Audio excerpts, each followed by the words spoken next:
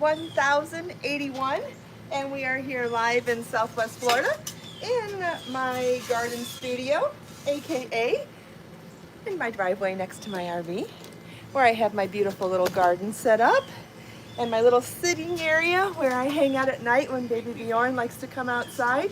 Oh, we've got volume on the computer. How's everybody doing today? Did you have a good weekend? Whew, it's hot. I can't seem to get this positioning right. I'm going to do a lot of standing today, so I can't seem to get the tripod the right height to sit to chat in the beginning, so I'll just stand and talk to you then. Happy Monday. Hopefully you had a good weekend. What did I do this weekend? I worked. Hi Judy, hi Thea, hi Joe, hi Sharon, good morning. Happy Monday everybody. Hope you had a good weekend. Let me know if you're crafting, let me know if you have questions for me. We're gonna do some gardening today. Hi Eve, hi Donna, hi Thea, hi Anna, hi Joe, hi Angela, but I also have a yarn unboxing if you'd like to see that first. I have a brand new yarn to show you. Hi Kat, hi Judy. Hi Barbara, hi Nancy, hi Tammy and Rita, good morning. So for the first time in a long time, I have accepted a freelance job from a publication to design 2 cardigans for them this fall. Hi Nora and Sharon, Eve, Smile for Me, Kathy, Martha, Lori, Irene, and Margaret, Linda. And since I'm going to get dirty with dirt and show you some gardening things that I'm working on, I thought we should at least do the yarn unboxing first so that it stays nice and clean. You know, do things in the right order. Hi Brenda, good morning. Hi everybody. Hope you're having a great day so far. So, I have already opened the box. I don't know if that's cheating, but I have a box here from, is their name on the box? It's not on the box this time. Sometimes their name is on the box. I have a box from Lion Brand Yarn, and the publication that I'm doing 2 freelance jobs for chose this yarn. It is brand new to me, so you may be familiar with the fact that Lion Brand has a yarn called 24/7, which is a number 4 worsted weight 100% cotton yarn. Well, very recently they came out with a DK weight version of it, and so this is Lion Brand 24/7 cotton DK, and I'll give you a little rundown of what that means. So 3.5 ounces, 100 grams, 273 yards per ball. Wow, that's amazing. And the suggested needle and hook size is around 4 millimeters, so a G hook or US 6 4 millimeter for knitting needles. And just like a good girl that I am, before I started either of my designs, I am swatching. You know, there's something to be said about when your time becomes valuable, how much more responsible you get about your gauge swatching. So I am under a very strict deadline to make a knit and crochet lace cardigan in this yarn, under deadline for this company. So guess what? I don't have time to say, oh, I don't need a gauge swatch, and just willy-nilly it, make it the wrong size and go, oh crap, unravel and redo. I don't have that kind of time. The time is a luxury when you're under deadline. So I am gauge swatching. And what am I going to do with my gauge swatch? I'm not going to answer. I'm going to see if anybody else. What am I going to do when I bind off this swatch? Look how pretty this is, by the way. Look how beautifully that yarn works up with size 4 millimeter knitting needles. I'll do something similar in crochet as well. It's going to be, they want a sampler stitch pattern project. Yes, Lori, we're going to block it. Yes, and why are we going to block it? Because how yarn is affected by water is really, really important. And you don't know how much a yarn is going to be affected by water until you get it wet.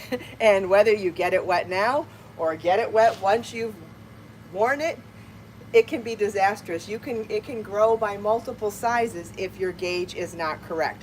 So, in order to save myself the time and trouble of having to make this twice under deadline, I'm going to make a swatch, wash it, block it, dry it, and measure it then. So I'm going to do that for both the knit and crochet, but I wanted you to see how beautifully this yarn works up on 4mm knitting needles, and it's going to be just as pretty on the crochet hooks as well.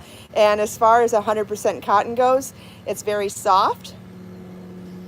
You know how some of them are a little stiffer than others, like a mercerized cotton is probably a little crisper. This is not crisp, this is soft. So if that makes a difference to you, I thought that you would like that. I prefer a soft yarn. I feel like it's harder on your hands when you're working with mercerized cotton. Not that there aren't wonderful applications for mercerized cotton, but when I'm making garments, I prefer an unmercerized cotton.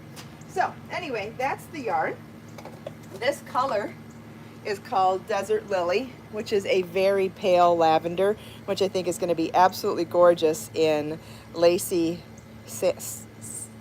sampler stitch pattern cardigans. Isn't that going to be great? Anyway, so there's my unboxing. If you want to check it out, I'm pretty sure Judy shared a link to it. And what else? Oh, I know. That wasn't all. So I wanted to show you a couple of things that I've been working on. One, as you know,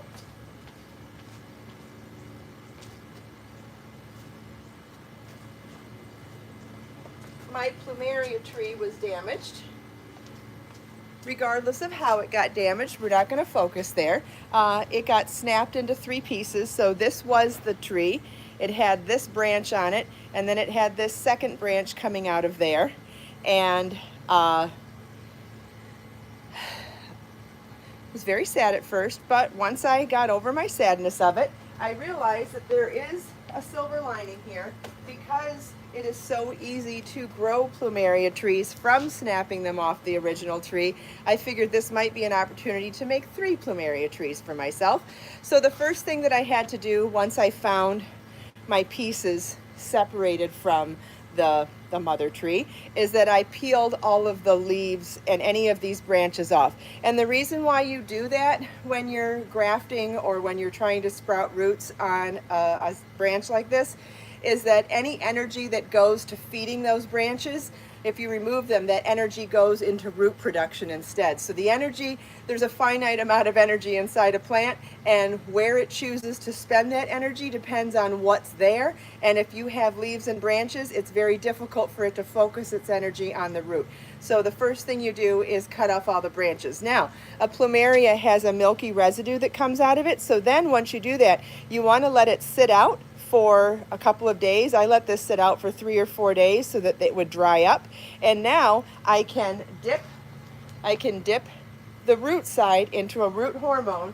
And I believe I have this on my Amazon shop. There are natural ways to do it as well, but this was not very expensive and it's very compact, so I thought it was convenient because it works with most plants.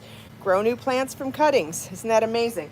And one of the gardeners that I took advice from when doing my first Plumeria, he said to use root hormone, and so that's what I decided to do, and it worked amazingly because my first tree turned out really well, and it had all of those extra sprouts and it had so many leaves on it.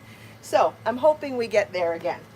What else? And the other thing I wanted to show you today is that I am making a mango tree. I bought 2 mangoes last week and it was so delicious, and it's been on my list of things to do to sprout a mango seed and turn it into a tree. And when it ended up being so incredibly delicious, I said, this is the one.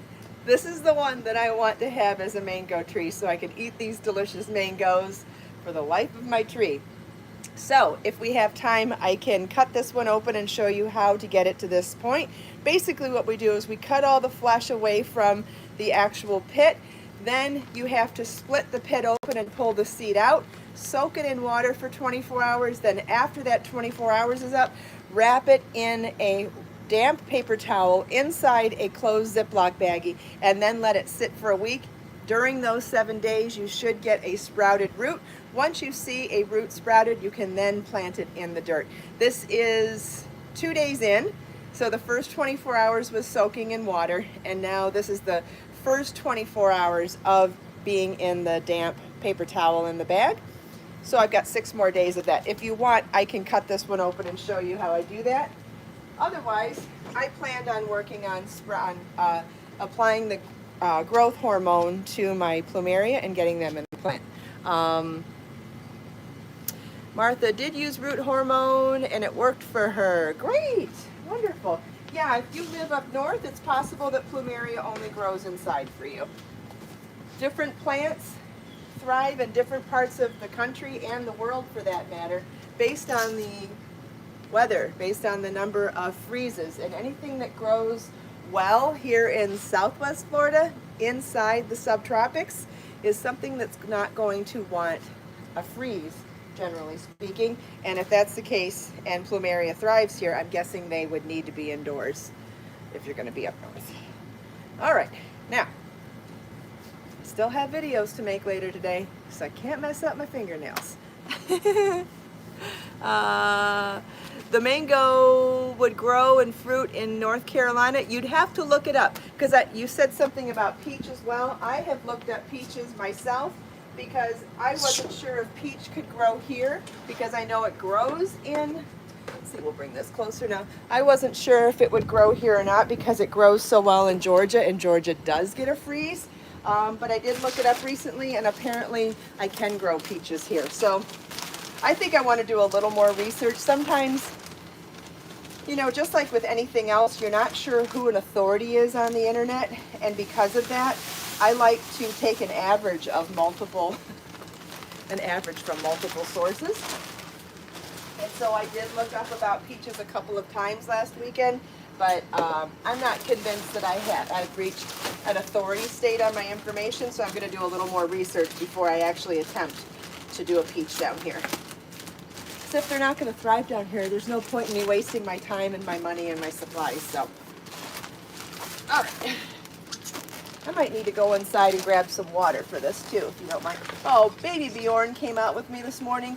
He was all set to go live with us, and my neighbor came outside to get in his car, and Bjorn flipped out. You'd think it was the boogie monster that came outside. I swear, sometimes he's the bravest kitty I know, and sometimes he's the biggest scaredy cat I know. You know, there's times when there's just no rhyme or reason to what he's going to get scared of. All right, I'll get a little more, maybe a little more dirt in there.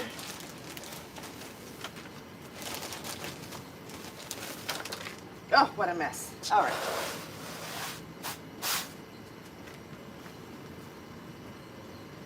All right, so you might be asking what I'm using. I'm using Miracle-Gro garden soil for in-ground use. All right, so I don't have the right stuff.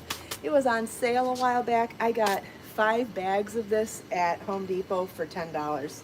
Like, that's just such an amazing deal, in my opinion. Okay. Just gonna clean up a little bit as we go here. Find that root hormone. I do believe I have to use wet to dip them in the root hormone, and I'm going to need a pitcher of water for watering everything. So if you give me 1 minute, I'm going to run and grab a pitcher of water from inside. Baby Bjorn, you want to come back out, sugar? Would you like to come back out? You can. Come back out if you want. Would you like to come back out? Or you want to stay in here? You can come out if you want. Let me fill this picture and I'll try to put your mix on, okay?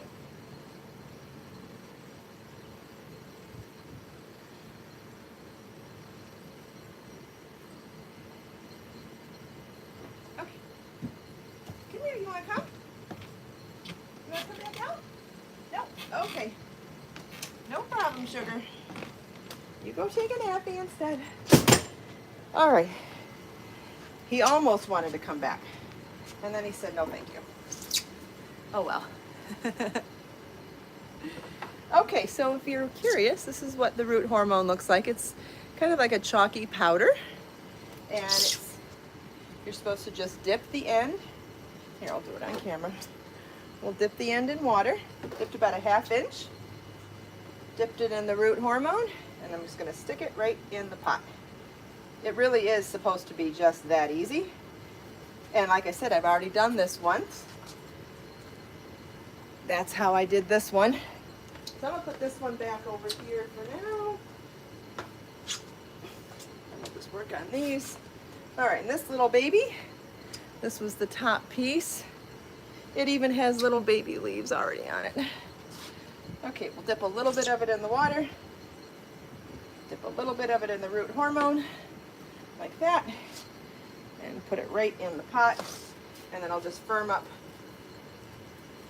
the potting soil around where it's sitting, and voila. I'm sure they're distressed right now. I'll water them a little bit in a little while, let them get settled. The thing is, I don't want to rinse that root hormone off right away, so I'm going to wait maybe wait a couple hours before watering them. And besides, it's Florida in the summertime. It's probably going to rain this afternoon either as well. And I know it seems too simple, but I already did it with the other one.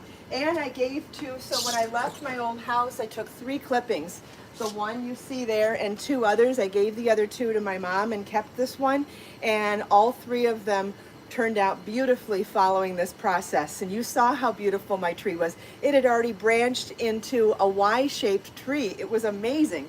So yes, the root hormone and this super simple trick absolutely worked last time. Okay, let's clean this area up now. And we can cut open this mango and I can show you how to separate the seed from the pit.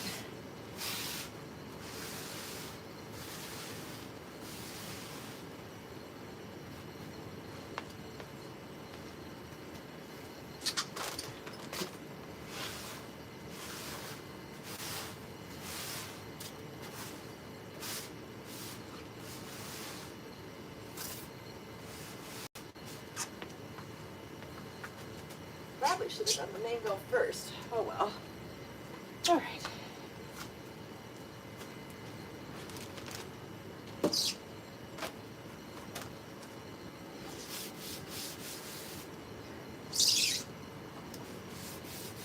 There we go. Suppose I should pause for a minute and see if anybody has any questions as well.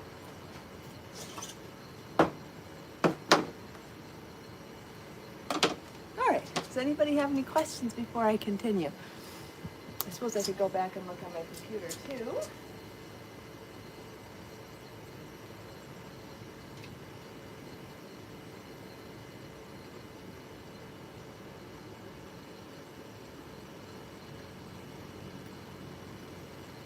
Okay, last question I saw was about mangoes in North Carolina. Yes, I would definitely consider Googling it.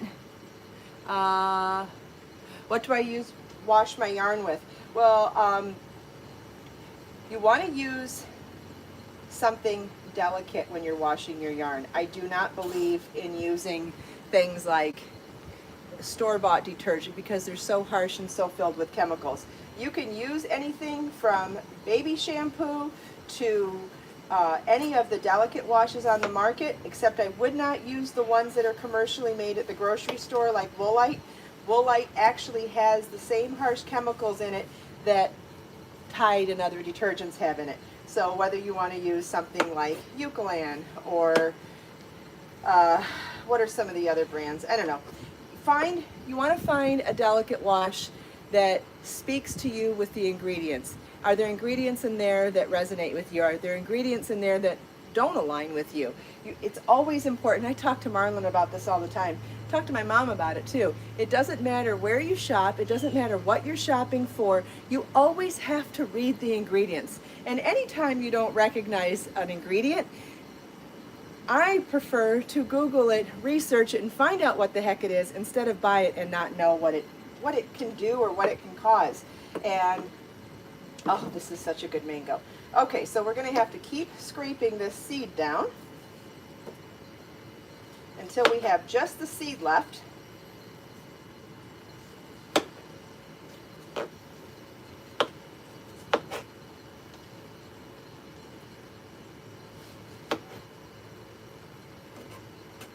You also have to look and see what soaps work for where you live. Is it septic safe? Is it non-toxic if you're worried about your pets or even your water supply? There's a lot of things to consider with soap, and we can spend a whole episode talking about different soaps, but you have to decide what works best for you and your family and your lifestyle. But the more non-toxic and the more natural a soap is, it's kind of like, think about it in terms of shampoo. How important is high quality ingredients to you when it comes to treating your hair or even your skin when it comes to lotion? Same thing is true with fibers. Fibers are hair too, sometimes, maybe not always, but it's still something that you want to preserve the life of the fiber as long as possible. So the more natural your ingredients, the more wholesome your ingredients, and the less toxic your ingredients are, the more likely it is that your fiber will last a long time and stay preserved and stay in good condition.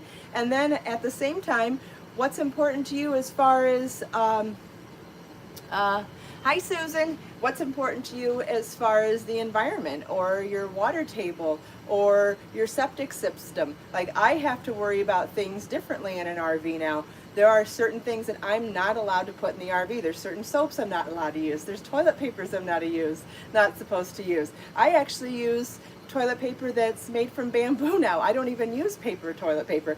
I use a bamboo toilet paper that is septic safe and RV safe, meaning that it dissolves quickly, so it doesn't clog any of the tank, the pipes, whatever. And you can find it in my Amazon shop. Honestly, if you don't even have issues, it's still nice toilet paper, and it still makes me feel good that it's not made from paper. It's made from a much more sustainable material.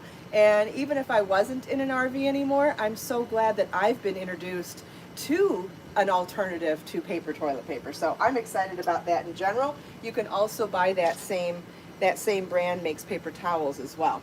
Okay, this is still wet, but I wanted you to see what I did last time. Yeah, there's a great yarn substitution page on my website where you can get lots of information about how to substitute yarns. Okay, so, oh!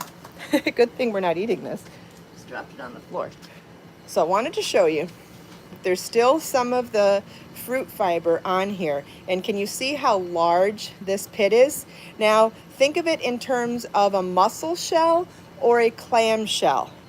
When it dries out a little bit, we're going to be able to pop open this seam here between the two pieces. And when we do, I'll open up, I need to get another towel.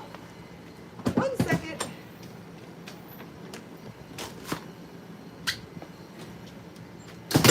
I wanted to show you the size difference so you know what we're looking for, because I don't think this is going to dry off in enough time for me to actually be able to open this up. Oh, here, with the towel is helping. Okay, here's our pit. You see now it's got a little hair on it, but can you see that seam there? When it dries out a little bit, this seam is going to get a little looser, and I'll be able to pry it open with a knife or something hard and thin. So this is not the seed. This is the pit that the seed is in. And so when I open this one up, you'll get to see the size difference. Looks like we won't be able to actually get it into it this morning. See how much smaller this is? So this is what was inside there. I did read some information about pulling off this fibrous layer here, and I didn't because I couldn't get it off easily. So I'm just going to put the whole pit in. Oh, looks like that's where I think that's where our roots coming out already. Wow. How do you soften yarn like Red Heart? Well, Red Heart's a brand. I would need to know what yarn specifically you're asking about. I'm guessing you're asking about like a scratchy budget acrylic yarn. And, you know, the short answer is, are you going to make it feel like cashmere or merino or silk? No, of course not, right? It's never going to feel like that. But can you soften it? Sure, sure. You can use, well, first of all, you can use a good quality delicate wash to, let's see, now that I'm done demoing and I'm going to sit, I'm going to adjust the legs of my tripod. Give me 1 second here. Oh, also, a few people have left me questions for the RV update on my Patreon page. I set up a post on there so that if you had questions that you wanted to ask me, to ask there, so that I can compile all those questions, and when I do my 3-month RV update, which will be in about a week, it'll be a 3-month, it'll be our Bjorn's and mine Bjorn's in my 3-month full-time anniversary here in the RV. Thank you, Tammy. Charlie's Angels is my favorite TV show of all time, so you know I love wearing my Charlie's Angels t-shirt. You can find it in my Amazon shop. You know I love a good graphic tee. Anyway, what was I saying? Oh, so if you go to my Patreon page, the most recent post on there is asking for questions, so there's no wrong question. If you have a question about any aspect of my life, living and full-time working in the RV, or managing Bjorn, or managing my organization or small spaces, you can absolutely ask them there. How long do you make the ties for the beaded headscarf? Well, you're going to want to make them as long as you want them to be, depending on how thick your hair is, how much volume your hair has, how big your head is, how long you want them to dangle down the back. You would want to play it by ear. Mine are about 16 to 18 inches long. You can't find the t-shirt, Judy. Okay, I'll find it again and add it. Yeah, so go for 16 to 18 inches. Somewhere in that range would be absolutely fine. Does anybody have any questions about the plant? Oh, I have a very exciting plant update for you. Are you ready? Do you remember when I first moved into the old house and we first saw the Plumeria tree and we had to wait until we could see what color the flowers were going to be? Do you remember the exciting anticipation of waiting for those flowers to bloom the first time? Do you remember that? Does anybody remember that? I'll wait and see who remembers, because I got something exciting to show you. Not my neighbor's house. This, look it. Can you see this? This Vanda Orchid has 2 buds on it. Are they in? And I have no idea what color they're gonna be. So there's a little sign on here. So apparently some of these Vanda orchids might even be scented. I have never even smelled a scented orchid before. So this is the name of this variety of Vanda orchid, if anybody wants to Google it. I have not Googled it yet, but this is my first time seeing buds on it. It's over a year old, and I'm just so incredibly excited. This one is not looking as good. It's kind of crepey looking, which means it's dried out, but it's getting plenty of water. So I do have my Orchid Miracle Grow that I've been putting on it, but look at that. I don't know, are they in focus? I can't tell. They're just buds, and there's 2 of them, and we have no idea what color. What color do you think they're gonna be? I don't know. And you know me, I love anticipation. I love, love, love having to wait for something. We don't live in a world where we have to wait for many things anymore. We're allowed to get whatever we want whenever we want it, right? And, well, not with everything, you know what I'm saying. And so to have to wait for them to bloom is so exciting to me, and to not know what color they're gonna be until they open and have to wonder what color they're gonna be, and not even know if they're gonna be scented, like, hopefully you're excited with me. If you're not, that's okay. I know I get excited about silly things sometimes, but hey, I'd rather find things to get excited about than things to be scared about, and there's plenty of things to be scared about and worried about on any given day. So anytime I can find something little to get excited about, that I jump on it. Oh wow, that's cool, Susan. I know that Jacqueline Smith had a clothing line. I do not recall that Farrah Fawcett had a clothing line. That's cool. I do remember Jacqueline Smith's clothing line though. Remember that at Kmart?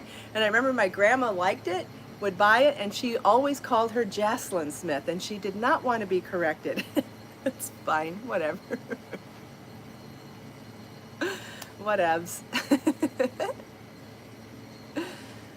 All right, does anybody have any other questions for me? Was this so fun today? Did you like doing some gardening with me? I know it probably looked like I was going to cook this morning because I was holding out things, but I was holding out my mango and my Plumeria stems because that's what I planned on sprouting today, or rooting today. And I planned on doing it yesterday, but the weather just didn't hold out for me. Sherry's never seen a Vanda orchid before. Oh, okay. Well, they're the kind that hangs and everything is exposed, including the roots, and I think the roots are so gorgeous. Yes, it is. I think it is a year between blossoms on the Vanda orchids. I've had one before and it takes a long time for them to grow. But I will show you that this I have found works really well with my orchids. You can find this at Home Depot, Walmart, or on Amazon. How do you get orchids to rebloom? That's a great question. All I can show you is that these 3 orchids who I have in a horrible pot right now, right? Look at this horrible pot. Was a good idea. That wasn't. I still need to replant these. These poor babies been through the ringer, and yet they still have buds. All 3 of them. Can you see all the buds in there? Look at all these buds here. Look at these buds up here. They're constantly flowering and constantly budding, and I don't even know how they've survived here. Only thing that I can think of is that it's because I use this. I feel like this is really, ooh, look at the flowers coming out on this chicks and peas. This is unusual. Look at that beautiful corally pink color inside the purple. Wow. That is amazing. That's amazing. Oh, and the little cacti that Marlon got me for Christmas a couple years ago, they seem to have grown too, which means I think it's time to replant them so that they can get, I have a feeling they'll get much bigger if I just replant them now. They were half this size when we got them, half that size. So I think that it might be a good idea to replant those. What else? This is my avocado. This is an avocado truly from an avocado pit. I did that avocado, oh, I've got weeds in there. I did that avocado pit the same way I did the mango one today. I pulled the seed out of the pit. No, the pit split open and the seed came out and sprouted, and then I turned it into a tree. This is a pineapple from the top of a pineapple from my local farmer's market. What else do I have over here? Just my little Vanda with the buds. I'm so excited. Oh, and my spider plant that's been in my family 5 generations. So cool. There's the cacti back there. Oh, can you see that the neighborhood finally took care of my weeds? How do you do the pineapple? The pineapple is super easy. You literally just cut the pineapple off the top. Cut the top off of your pineapple when you're cutting up your pineapple to eat, and I soak it in water. Soak just the bottom in water, a little cup of water, for a couple days until you see roots coming down. As soon as you see the roots coming down, you can put it in.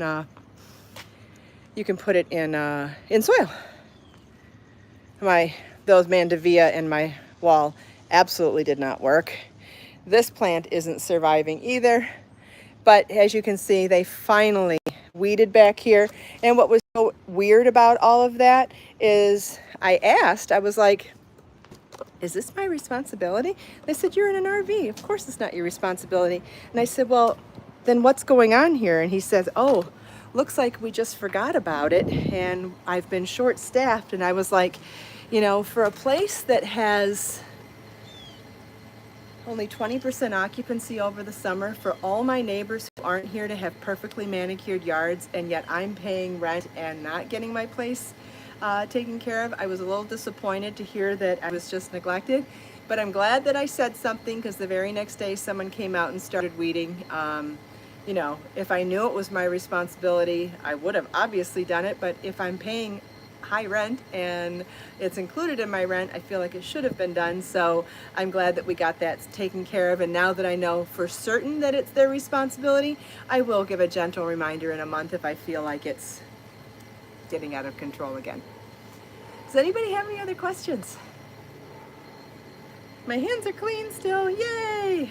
I love wearing gloves when I do outside work. It saves my manicure so well so that I can go back in and make videos and not look like my hands were dirty. Does anybody have any other questions? What are my yarn plans for today? Well, I need to work on the design for those 2 freelance projects. I'm making a knit and crochet sampler lace stitch pattern cardigan in that yarn that I showed you at the beginning today. If anybody missed it, do you want me to grab the yarn again? I can grab it. It's right here. I know over the course of 30 minutes, not everyone sticks around from beginning to end, so I can go grab. So I took on 2 freelance jobs from a publication company who wants me to design for them, and they chose a brand new yarn by Lion Brand. If you're familiar with their 24/7 cotton, 100% cotton yarn that's number 4 worsted weight, they've now come out with a DK weight version of it, which has, what did I say it was? 273 yards per 100 gram ball, so it's very high yardage for a DK weight yarn. And I am swatching first. I worked up a swatch with a 4mm set of knitting needles. I will also be doing a lace swatch in a size G 4mm crochet hook, washing my swatches, letting them dry, measuring the washed and dried swatches so I know my accurate gauge before beginning either of the cardigans. Yes, this color is pretty. It's called Desert Lily. So I will be working a little bit on those. I will be working a little bit on, oh, there's another promotion that I'm sharing with a group of people that I'm working with. Have an exciting promotion to share with you later today about a craft fair bundle. It's patterns that have been brought together along with some educational information on selling items for craft fairs. So I'm going to share all that with you later today. Thanks, Judy. I'm wearing the Kelly crochet earrings today, which is a crochet motif that I stretched onto a hoop earring, kind of like you would stretch an fabric on an embroidery hoop. So inspired by other crafts, so to speak. And I'm also in the middle of working on filming my Introduction to Knitting course number 2. The first course has already been released, and I know a lot of people really enjoyed it. And this will be the second course on Introduction to Knitting. You don't need to take one course for the other. Everybody's skill levels are different, so if you needed to learn knitting from the very beginning. We learned how to do the knit and purl stitch and work even in rows in the first course, and learned several stitch patterns and troubleshooting, all sorts of good stuff. In the second course, we're going to be working in the round and talking about different ways and how to convert different stitch patterns from rows to rounds, all sorts of good stuff. Plus there'll be more troubleshooting.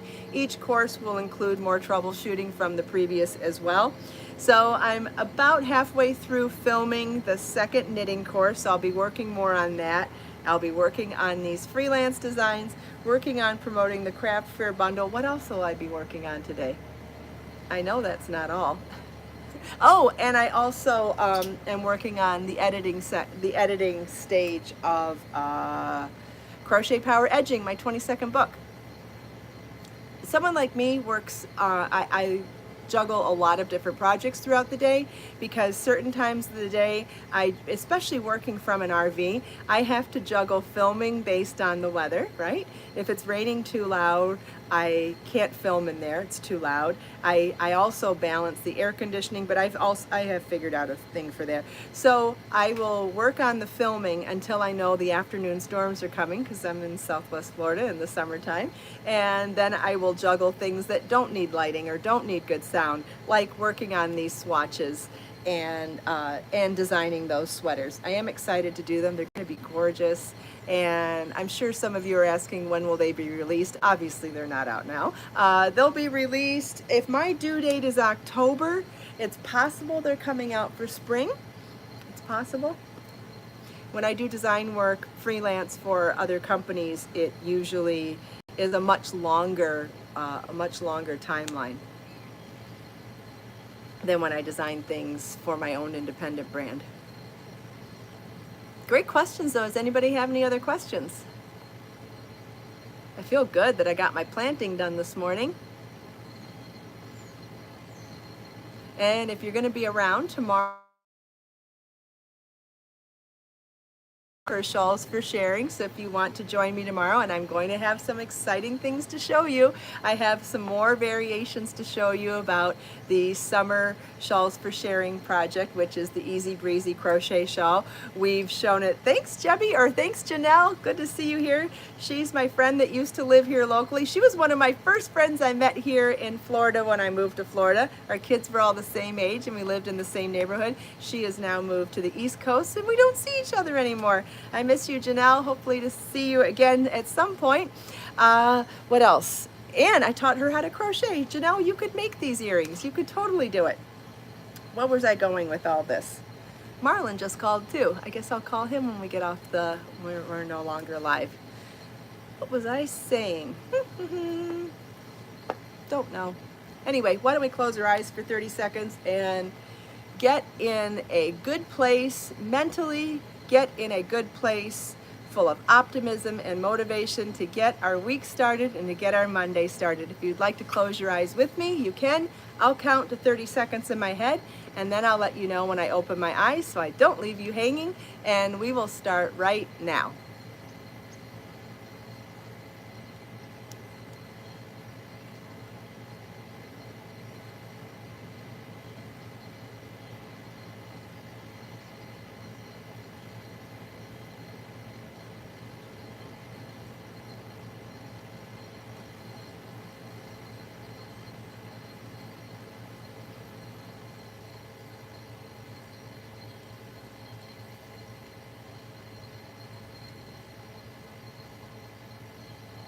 Okay, did that feel good? I feel a little rejuvenated. I'm ready to start my day. I hope you are too. Thank you so much for taking time out of your busy day to spend a few minutes here with me. I hope you enjoyed planting with me and hanging out outside, talking about new yarns and everything that's going on behind the scenes. Let us make time to create, share, and inspire today and every day. Have a wonderful day, and I will see you tomorrow for the next Shawls for Sharing crochet along, and I've got exciting things to show you tomorrow, so I'll see you then. Bye-bye.